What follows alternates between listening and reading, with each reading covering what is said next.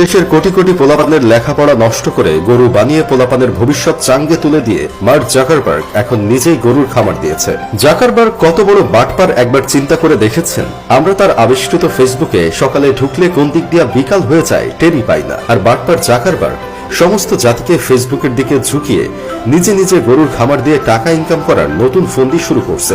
Mark Zuckerberg WhatsApp, Instagram নিজের করে নিয়েও শান্ত হয় নাই। এখন আবার গরুর খামার ব্যবসায়ীদের ভাত মেরে দেওয়ার জন্য চলে আসছে। আমাদের আশেপাশেও জাকারবার্গের মতো এমন লোভী মানুষ আছে যারা এত কিছু থাকার পরেও নাই নাই করে।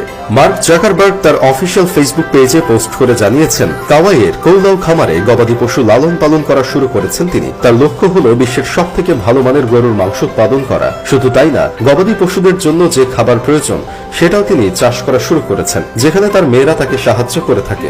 একমাত্র জাকারবার্গের সন্তানেরাই বলতে পারবে ফেসবুক আমার বাপের সম্পত্তি। কিন্তু একবার চিন্তা করে দেখেন, আমাদের দেশের ছেলে মেয়েদের হাতে তার আবিষ্কৃত ফেসবুক আর পেছনে বাঁশবাগান দিয়ে সে ঠিকই তার মেয়েদের খামার করার কাজ শেখাচ্ছে। এসব দেখে আমার বন্ধু কেরামত বলতেছে, আজ যদি জাকারবার্গকে তার গার্লফ্রেন্ড ছেঁকা না দিত তাহলে তার গার্লফ্রেন্ডের প্যারা খাইতে খাইতে দিন রাত পার করত। তাই সে এই সমাজ নষ্টের হাতিয়ার তৈরি করার জন্য কোনো সময় পাইত না। আর এই হাতিয়ার তৈরি না হলে আমিও এখানে অ্যাকাউন্ট খুলতাম না, আমার মূল্যবান সময় নষ্ট করতাম না। সময় নষ্ট না করলে আমিও এতদিন কয়েকটা খাবারের মালিক থাকতে পারতাম। আমরা টয়লেটে বসে ফেসবুক চালাই, ঘুম থেকে উঠে ফেসবুক চালাই, ঘুমানোর আগে ফেসবুক চালাই, খাইতে বসেও ফেসবুক চালাই।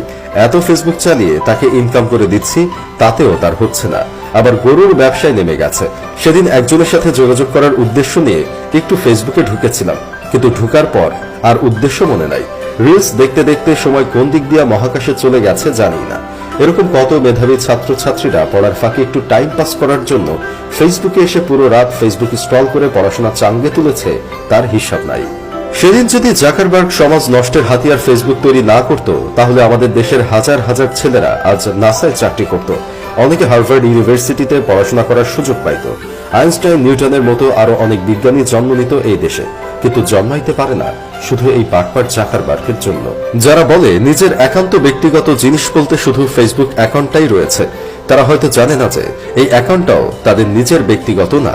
কারণ অ্যাকাউন্ট আমাদের, কিন্তু নিজেদের কোনো স্বাধীনতা নাই। বন্ধু বান্ধবকেও ঠিকঠাক গালি দেওয়া যায় না, গালি দিলেই 1 মাসের জন্য তার খামারে ভরে দেয়। বাটপার জাকারবার্গ যদি চায় আমাদের অ্যাকাউন্টটা নিমিশেই তার খামারে পালিত গরুর মতো খেয়ে ফেলবে, সে সেটাও করতে পারবে।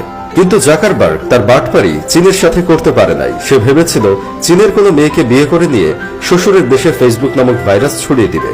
তবে সে চীনে বিয়ে করেছে ঠিকই, কিন্তু শ্বশুর বাড়ির লোকেরা তার ব্যবসাকে কোনো বেইলি দেয় নাই, উল্টা আরো তার ফেসবুক নামক ভাইরাসকে চীনে নিষিদ্ধ করে দিয়েছে।